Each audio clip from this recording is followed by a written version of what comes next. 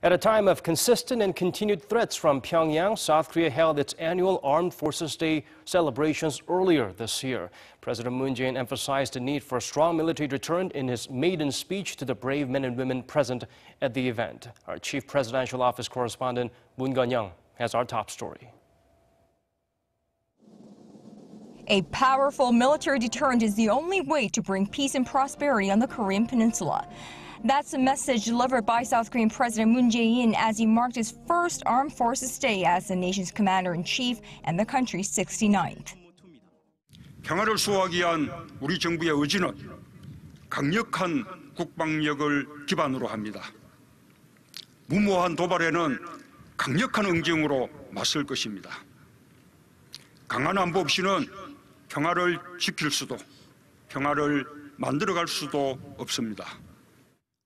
Speaking before some 3,700 military officials and men and women in service at the Navy's 2nd Fleet in Pyeongtaek, South Korea's new commander-in-chief called for utmost efforts to beef up the nation's own defense capabilities.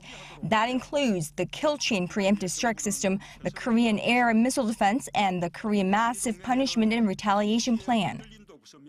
더불어 한미 연합 방위 능력도 강화해야 합니다.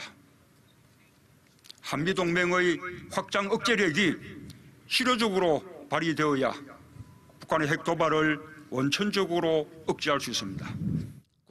That joint deterrence, however, must be led by the South Korean military. President Moon highlighted the need to bring back wartime operational control, or OPCON, of its own armed forces at an early date.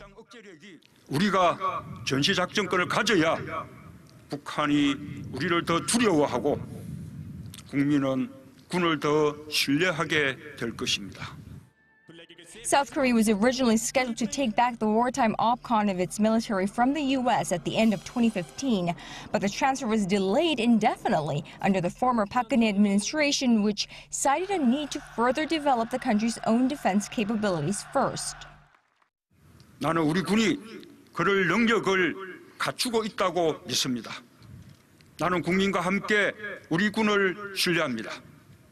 This is the first time for the official Armed Forces Day ceremony to take place at a naval base and not the usual Kaedongdae military complex.